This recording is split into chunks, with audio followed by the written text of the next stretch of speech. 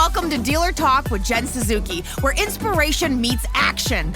This is your spot to grow, level up, and lead with fresh ideas. From sales to service, from frontline teams to executives, we're dropping weekly knowledge and insight to keep your store sharp, relevant, and profitable. Let's get into it.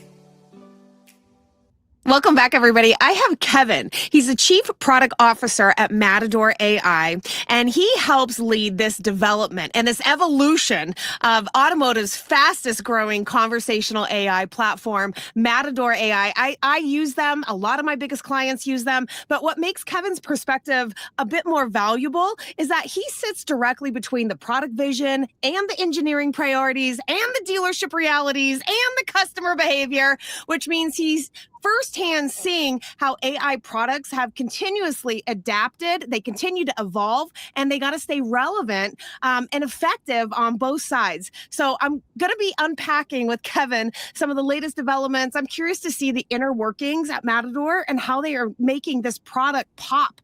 I mean, they are on the rise. These guys are scaling, and they're scaling fast. Welcome, Kevin. Hi, Jen. I'm glad to be here. I'm very excited for our conversation today. Well, I just love seeing what you guys are doing. I see your expansion.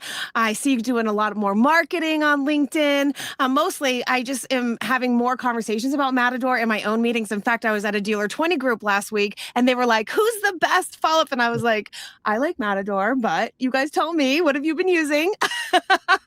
But that's because I've had so much success with it. And I will tell you, one of the guys in the group was like, well, I think there's better ones. And I said, well, are you customizing the back end? He said, well, I don't know what you mean by that. And I said, see, the thing is, a lot of times these products get inputted into the store, but then nobody really knows how all the features. And then they're so easy and quick to be like, it doesn't work. And I'm like, no, listen, you got to customize. You got to use some of the tools in the background. That's how my clients are using it. And it's giving more customized language. You're going to give it more of your language, how you want it to respond to people in your market. I didn't know it did that.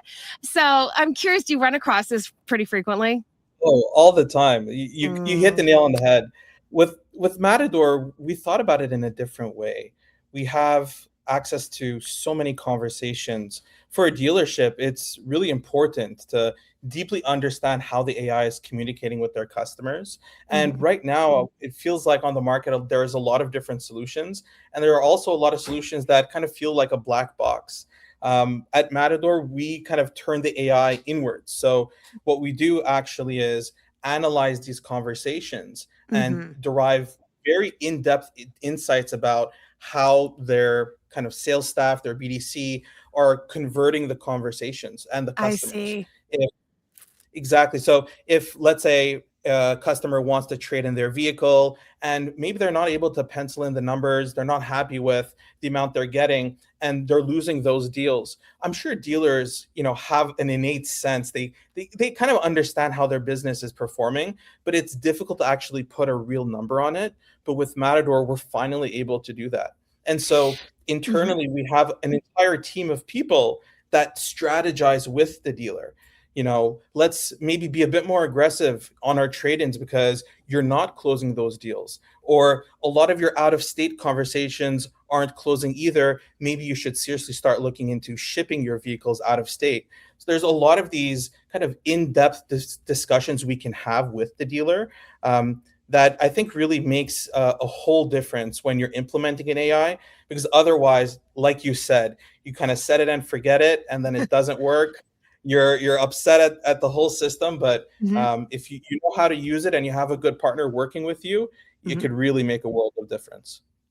So this is strategic, very strategic design that you're mentioning. And in fact, I haven't had this conversation yet. So I would love to hear a little bit more and understand this a little bit more, because I don't think this is new. This is new. This is really new. I love new stuff.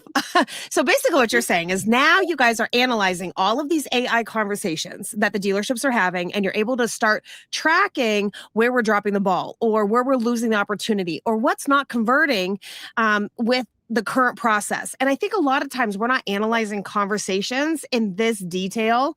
So I've seen some call tracking products, and I typically use call tracking products to gauge what's not right in the conversation because you can tell by outcome. Did we get appointments? Did we not get appointments? Are we engaging? How many conversations do we have this customer? We still don't have an appointment. What's happening here? But with AI, it's almost like a call recording for AI conversations. But I love this because now you're taking a little bit of a step forward to be helpful to the dealer and helping them strategically design their processes, their people, and even their business model. It sounds like you got to tell me like more. Tell me, how did this come about?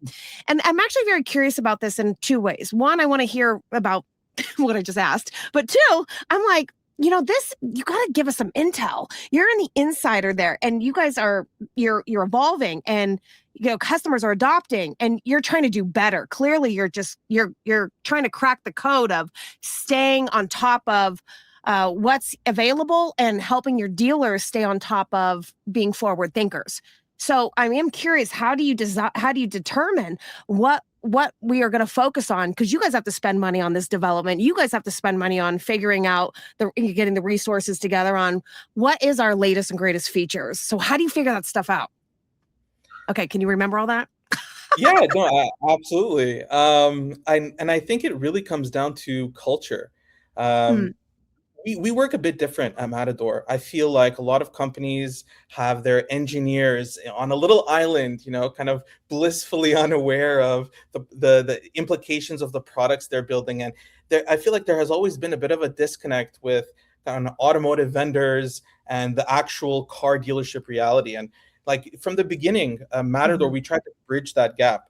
So something that we do on the product and engineering side is mhm, on a daily basis, we actually look through real conversations. Any mhm, conversation where there was a friction point, maybe the customer got upset and there was a low sentiment. mm, We actually put those on a TV in a large room, and every engineer actually looks through it, and we try to figure out how we can improve.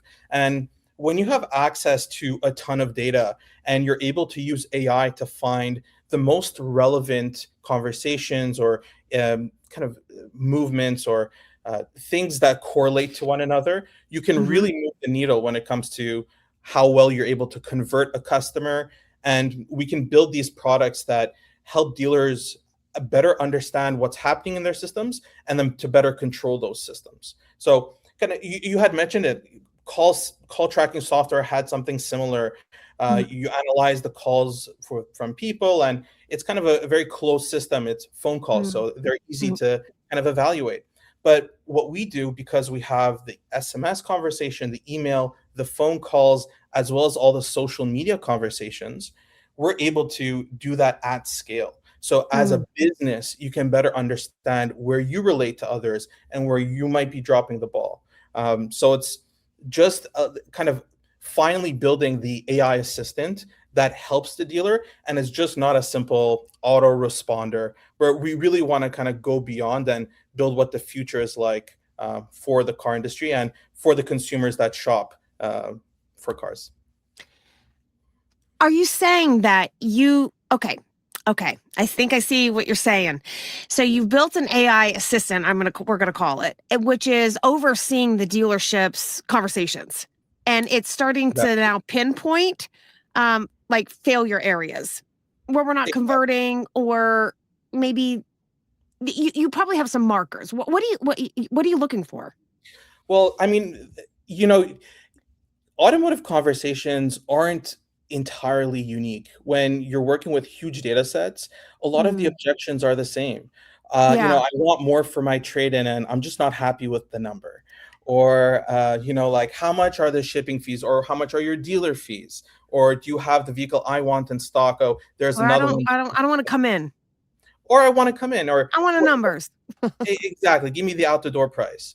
We've Yeah. seen all of those objections. Mhm. So, because we deeply understand what this conversation looks like, I can pinpoint exactly where that dealer is not converting. And, that could be so far as to pinpoint a specific individual in the store that might not be completing their tasks or something like that. We can really get to the exact focus area where the dealer needs to pivot to Mm. make that biggest lift. And what I had mentioned earlier, industry 2-3% profit margins. That's Mhm. where all of the profit lies. It's within those leads that never got responded to, or those tasks that weren't completed, or that trade in you weren't able to get done. And so in a kind of a market like this, a macro economy where every dealer kind of wants to make the most out of what they have, Yeah. it matters so much more. And Matador, we're here to help dealers convert more without increasing SG&A, and we feel like we can really do that with AI today. Yeah, well, I love this, and it's interesting to see from an insider what is happening or what you guys are looking for, or how you're trying to do better. So curious. Okay, question. What's actually harder? Is it actually building this kind of technology, or is it getting dealerships to successfully adopt it and use it? I think the hardest part is to get a salesperson who wants to make their month and who has maybe 10 leads they're juggling really truly believe the AI has their back. And I think Mm, once you've done that, once the BDC rep believes that the AI is handling these conversations, I can just focus on the ones that I should focus on, the ones that are negotiating or the out the door price. That's really when you've unlocked that efficiency mm, exponential, where everyone's just doing so much more. The system is working, they're completing their tasks, so they're focused on the conversations that are moving the needle, and the dealers feel it. They kind of just naturally see this increase in people walking in and the deals getting closed. And so, there's one dealer, it's trust. a Kia store that we've recently had a case study. They activated Matador and saw a 50% increase in sales. And then their service Wow. also increased. It's once you follow the process, it really does work. Well, it's about getting people to adopt it and for people to actually use it. That's why I ask which one's harder because, it's you guys have a complex product, a lot of, you guys are unloading new features. You're developing continuously and not just for the dealer, but internally, so it's complex. And that's why I pose the question, because Yeah. I do find that a lot of people still haven't quite got down the code, I call it. Can you crack the code to being able to onboard a tool that actually Yeah. corrects a known failure, and then getting team members to be in on that vetting process, then having an accountability checkpoint. Yeah. How do we know it's working? Who's in charge of this? Who's overseeing it? And then all of these new features stop dropping, which is great, but then who's training on it? And then do we need to reshape roles? And it becomes a leadership issue. And so these are a lot of the topics that I've been talking about with dealers recently, because I think some people are not doing it the Yeah. greatest. I think, funny enough, that's the one problem I think AI will never solve. I think Ooh, fundamentally, when you come down to it, it's really a human relationship and kind of a yeah. strategic human connection you need to build with the partner you're choosing to kind of dive into this AI world. I feel like Mm. dealers nowadays have like PTAID, like post traumatic AI disorder. Like they're afraid. Totally. It's a vibe. It's totally a thing. Yeah, they've tried something in the past and It they didn't it burned work. them. Yeah. Exactly. And so at the end of the day, it really comes down to choosing the partner that's Mm. working with you and that you feel like you can work together. And at the end of the day, it's a human thing, and that's why on our side, like it's always a strategic connection we like to build with our dealer partners. So, what are the patterns that you see? Because you guys have hundreds of stores. I don't know how many stores you have now, Yeah, but you've almost. got a lot of stores. And you guys are growing so fast. So I'm curious about big patterns that you're seeing between the stores that you would say are successfully implementing AI and those that are actually struggling with it. Yeah, absolutely. Patterns. Yeah, for sure. I think what makes someone struggle the most in implementing an AI is kind of, you hit it the nail on the head in your previous statement. The dealer is just not committed to making it work. I feel like a lot of stores have an expectation that an AI is kind of a just set it and forget it, turn Right. it on and see what it does. But it's really more than that. It's like I said, a partner, that an assistant you need to work with to make it work. Mm, And so, there are patterns where you have maybe the smaller mom and pop with kind of the older team that just doesn't want to deal with this constant adjustment and kind of the task creation, and just doesn't understand necessarily how it works. And the benefit there is that we try to make it as simple as possible and as easy to work with it. But it really does take someone who wants to implement a solid AI strategy that replicates how they speak. We want to be the mm. brain and voice of the dealer. If you're a small mom and pop kind of, you know, West Texas, we could make the AI sound like you. You need to kind of work with us to make it happen. But we really do want to become your voice. And so the dealers that work with us to make that happen, it really just becomes an extension of them. But of course, there's a little bit of onboarding work that needs to be done. And like I said, that strategic partnership with your AI provider. Well, it takes dealerships to commit too, because the truth is, I mean, I've worked on both sides of, products. And, sometimes for vendors, it's difficult because you're chasing people. You're constantly chasing people and you want the product to work and you see where they're failing and you just want to, open their eyes and you want to support them. But if they're really not that curious, they're really not make it a priority, eventually you stop calling because Yeah, it's a dead end road. And then those things can emerge into bigger problems. But I, yeah, I think the lesson here is really, if you're going to do AI, like a true AI product, you've got to have a you've got to look at it as a partnership. It's not vendor, dealer, client. It's like we have to yeah, be partners on this and we have to gel together and we have to like kick around ideas and we have to serve each other and we there's concessions, it's give and yeah, take. It's an actual relationship, it's not like, oh, we bought this tool, set it free, yeah, hope and pray. exactly. We try, yeah. And like, it's no secret. There are salespeople that are great and can move a ton of cars, and then you have this other person who's maybe a bit more laid back and just doesn't respond to a customer who's been waiting on pictures of the dash for 3 days. Yes. And the whole purpose of AI is to really bridge that gap, is to fill those holes and make sure those don't slip through the cracks. And we are doing that. And at the end of the day, it's building that partnership and strategic vision, like you said, where we can surface these things, say, hey, Mr. Dealer, this person, maybe have a conversation, like you have so many customers here just waiting for a price or waiting for a picture. I think, me personally, because we live in the details here at Matador, I'll see a conversation sometimes where there's a real hot lead, and it kind of breaks my heart a little bit to Yes. see that Somebody's opportunity. dropping the ball.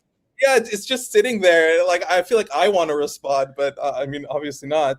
Um, but that's what AI is here for, is to kind of fill those gaps, and we work with the dealer to kind of surface these things. And it, like you said, it's a partnership. Yeah. No, I think, I got to thinking when you and I were talking, I had this idea. Wouldn't it be great to have an AI support group? I think our industry needs an AI support group because I find myself trying to support dealers and help educate them on how this works. And it's only through a ton of trial and error that I've cracked the code, but I continuously have to keep at it because the products are evolving and people are evolving and there is better adoption and better trial and error and better processes unfolding.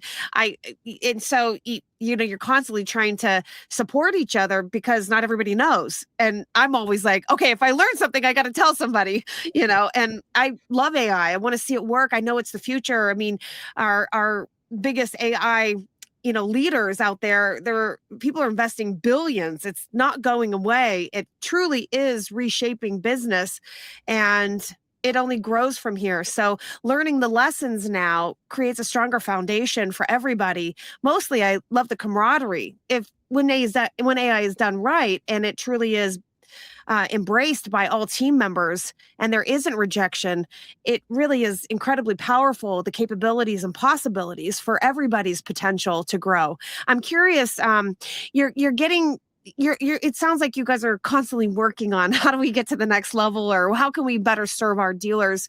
So I see that you are analyzing conversations and you're pinpointing areas where you can help the dealer. And I know it claws at your heart when you see somebody not doing what we want the product to do, like sell. And anyway, curious how this works for you guys internally when it's not just systems, but you're talking to dealers, and you know they've got a ton of ideas. Everyone's got a new idea on how your product should work. So how do you just like take all this feedback and and then you're looking at the data and you're looking inside the platform, and you guys have to decide and continuously reprioritize. How does it work internally when you guys are given like new product update requests and the list is long, and then you're reprioritizing and reprioritizing? How do you decide what we're going to do, and do you do it every quarter? Is it every month? Like, how do you decide how to do how to make your product update? That's a great question. Yeah. We love listening to dealers. We have actually a public board all of our dealers can go on and make suggestions. They can upvote the suggestions they like more. And if we see a ton of dealers are looking for a feature, that definitely helps us prioritize our roadmap. And you mentioned kind of month-long roadmaps or something quarterly based. We move way quicker than that. We kind of adjust almost on a daily basis. Sometimes we're like quick on our feet. The industry is evolving so quickly. The Right. status quo today is not the status quo next week. And in an environment like that, you need kind of a very lean and productive product and engineering team. And so like we have people designated on very specific tasks to try to optimize our ability of kind of figuring out what we should build next. What feature exists, what adjustment do we need to make. Maybe it's updating how our AI communicates, which we make updates to on kind of a like 2-3 day basis. um, Hmm. and or if it's maybe a new feature that we should prioritize. We really listen to dealers and see how they use our product, and then on a Hmm. very quick basis, like make adjustments. And at the end of the day, we've had some incredible products that we didn't expect to get as much traction as it did. Our Hmm. voice AI has been incredible, and honestly, it's been insane to see how it's evolved over the last few years and how that technology is increasing, as well as video AI. Right, Mm. this is something that's so important. We see a 60% increase in lift when a dealer sends a video to a customer. So you're increasing the chance of that appointment, that sale, by 60% with a one Wow. minute video. And at the end of the day, dealers and salespeople, they're people. You don't have time to record 100 videos a No. day. So maybe we can use AI to generate the video and send it on the dealer's behalf. A lot of these very interesting kind of products that we've built kind of really stem from the pain points we've identified. And of Hmm. course, all of that dealer feedback that you're saying, which for us is really just gold. Yeah. Well, I mean, there's an extraordinary amount of leads that come through a dealership, and Mhm. it's the primary lead source, and you have to really crack away at follow-ups. And it's Yeah. one of our biggest threats because salespeople don't really want to do all of that. And frankly, like I don't even want to chase ghosts. And it's like a needle in the haystack. But if you stay connected, especially like in a meaningful way, where it's not like obvious templates going out. Like, I know you guys don't do that, but like some people are still doing that. And Yeah. it just like sends a neg vibe about our brand. And it gives people like this rub that doesn't feel like nobody cares about me. Yeah. But I yeah. think that's an interesting thing. And the interesting part about being a technology company in an industry like automotive is Mhm. that there's a bit of a conflict there. In tech, you're kind of taught to just look at pure numbers, like just look at percentages, stats. But in reality, for a car buyer, if you Mm. have one message that just doesn't make sense to you, you just it makes the world of difference, even if it's kind of a 1% of the messages and the content that you sent them. Every little bit really matters, and kind of that when you find that perfection and the flow starts working, and you're not sending these kind of generic messages that don't make sense in that buyer's journey, No. that's when you see kind of that huge lift. And what we found is you can make a very small update to how an AI will communicate, and you'll see a ton of benefits, because Mm-hmm. it's really kind of weaving in that salesperson's personality. Like, how do you qualify someone who isn't ready to buy now? Is there a car you're looking for? What's the price range? Like, keeping that lead hot, even if they're not really interested. I know you're not ready now, but let me just pencil you in a month from now, so you have something Yeah. on if you want to cancel it, we'll cancel it, but that's kind of a problem for the future. Like, our Mm. AI really does this in the conversation. Yeah. And with that, it just makes the whole thing so much better. Well, it's interesting because this is actually one of the reasons I think is one of your biggest strengths. Is the type of conversations that your product pushes out. It feels very natural. It's impressive, And I'm curious, how are you guys adopting voice AI now into your platform? Is this give us some intel on how why you guys started to go down this route, and how is it working for you, and who are you calling, or is it accepting calls, or how does this work? All of the above. The really cool thing about voice and phone calls, like there's like a very easy kind of step up for a dealer. There's a very easy way they can implement it, and it's for everything overflow.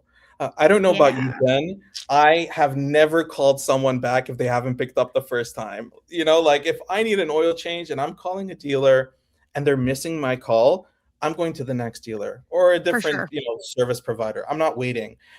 So just having an AI that can answer the phone, understand who the customer is just based off the phone number, preload Mhm. their details in the service scheduler, maybe even Mhm. predict why this caller is calling. Was their oil change 6 months ago or a year ago, and they need to do it again, most likely. So let me Mhm. just, choose the oil change, and I'll find available times. So within 60 seconds, I can say, "Hi, Jen.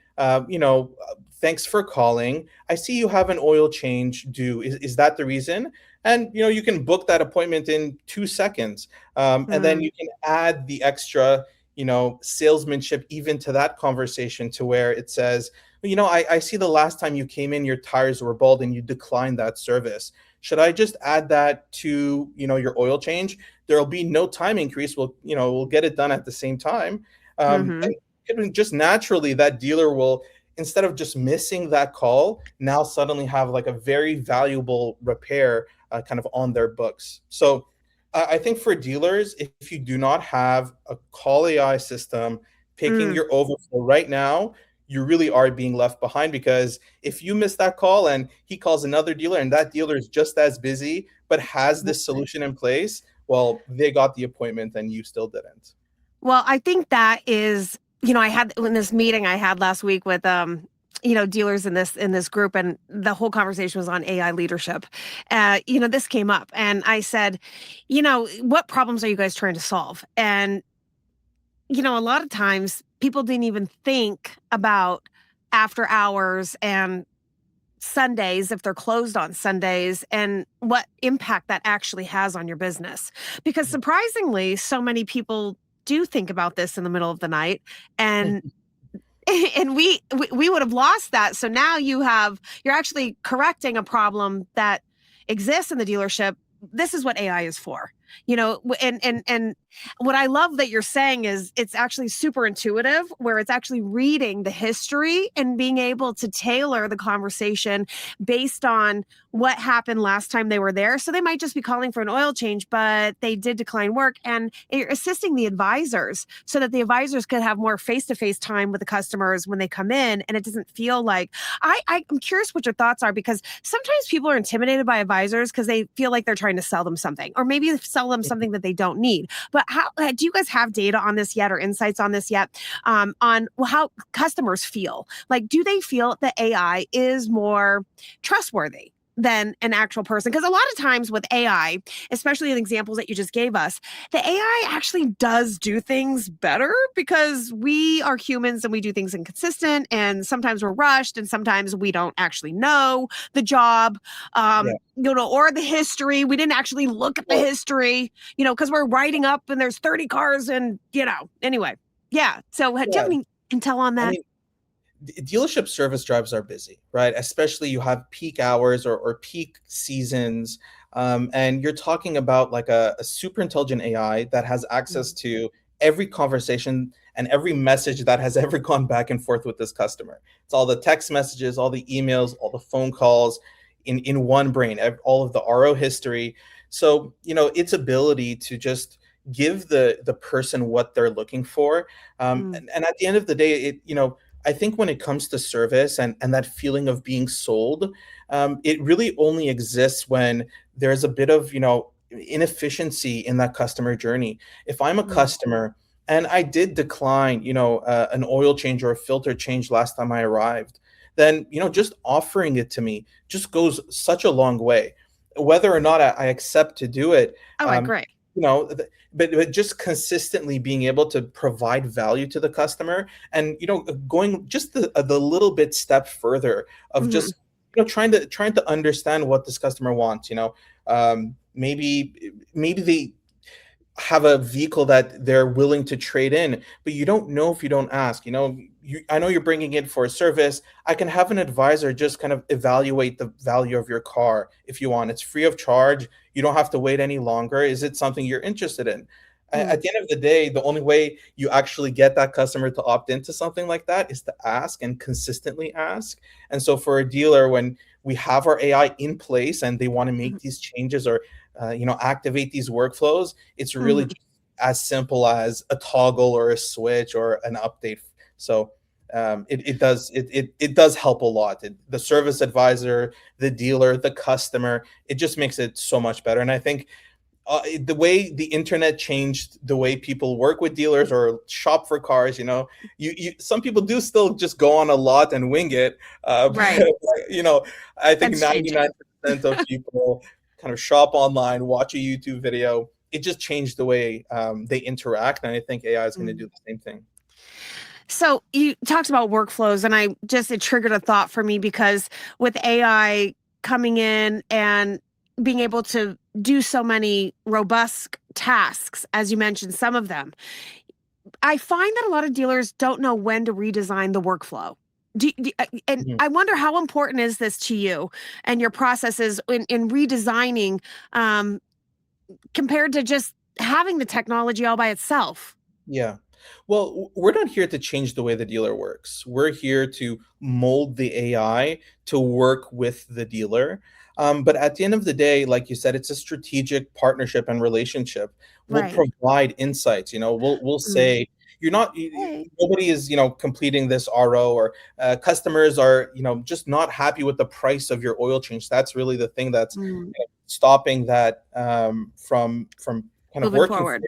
Mhm. Exactly. So when you provide that insight and when you have that strategic relationship and you make these suggestions on a monthly basis when you meet, a lot of the times dealers are very much open to making these shifts. The dealers that use Matador, our customers are still forward thinking dealers. The thousands of dealers that we have on Matador are the ones who want that advanced AI solution. They want an AI partner that works with them and customizes the AI and provides these insights.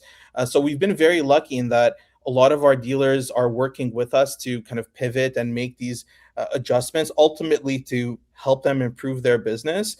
But it also goes a long way to prove the value that Matador has.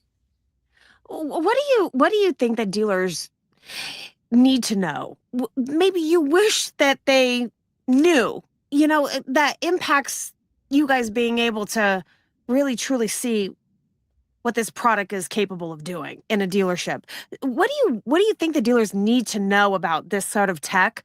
What do you wish they knew that they don't seem to know? Because I always look at this podcast as a source to educate, and you guys get a chance to see so many dealerships and different strategies, and I just there's so much that's going to happen here in our near future, and it's evolving fast. But can you give us a piece of advice? Yeah, absolutely. If I were to give one piece of advice for a dealer, AI really feels like a shiny new tool that solves everything, and you just want to turn it on and just point it at every single problem that you've ever thought of. The reality of it is that it's better for a dealer to go in a crawl, walk, run approach. You're not ready for the volume of conversations you can really have. You know, we've seen it. Dealers kind of turn on the AI. They want to activate everything. They're very gung ho. And then in the first week, they're bombarded with customers asking them questions, and they're just not ready for that volume, and or maybe just not organized. And it just takes maybe a week or a month to just Little get them adjustment. used to it. Yeah, exactly. To Mm. understand when they're being looped in. And we that's why like our onboarding process takes around two weeks to 4 weeks, Oh and wow. it only ever ends when the dealer's happy. There's no actual set date for it. So Hmm. we work with them, and maybe we'll start automating 3 to 4 workflows. Maybe every day they were sending price drop messages. If you drop the price of one vehicle, you had 500 customers who were interested. You actually had someone reaching out. Well, now you don't have to do that anymore. Matador just does it for you. But what Hmm. that does is those thousands of customers, maybe 10 or 20% of them are actually interested in this discount, and you have to deal with 200 people now who want to buy the car. And so for a dealer, you can activate 50 and then kind of start drowning, and then we'll pull it back. But we obviously provide those insights. We start with kind of a handful. We'll make these adjustments with them. And so one piece of advice is Yeah. go into it with a plan, and whoever you're working with, work with them, and kind of ramp up. And it's something that we provide here at Matador. But any AI solution you add, any kind of at scale thing, I think that's really important.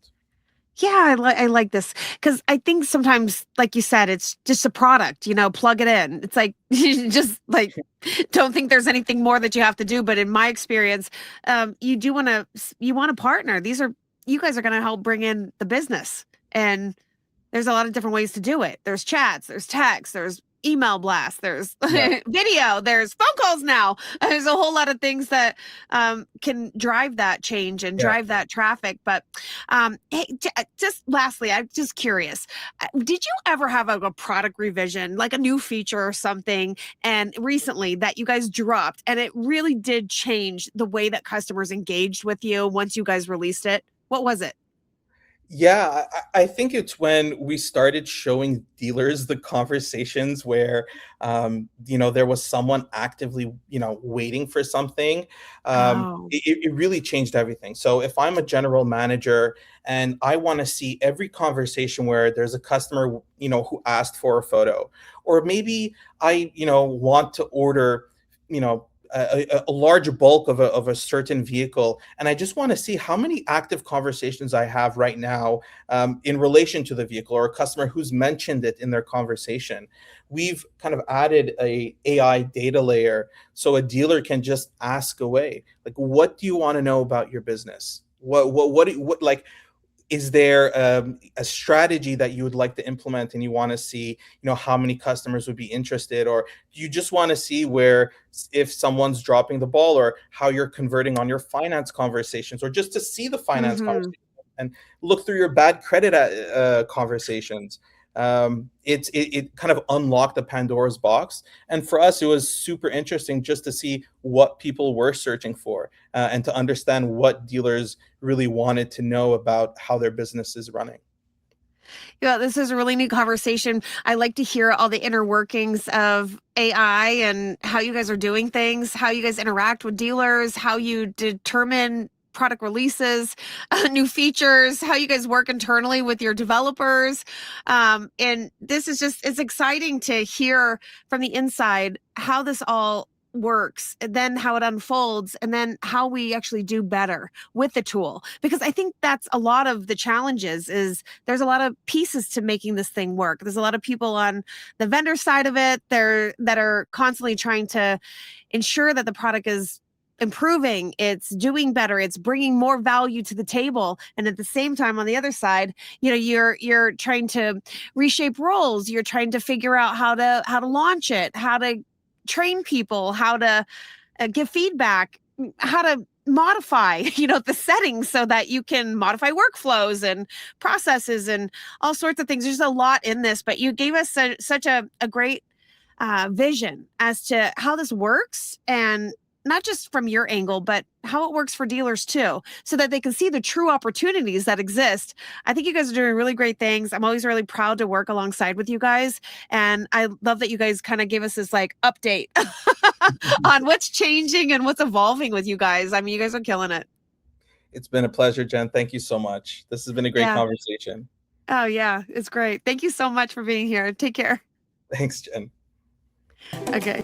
Thanks everyone for listening to Dealer Talk with Jen Suzuki. Don't forget, my weekly live classes are designed to keep your team fired up, skilled up, and focused on results. Subscribe right now at edealersolutions.com.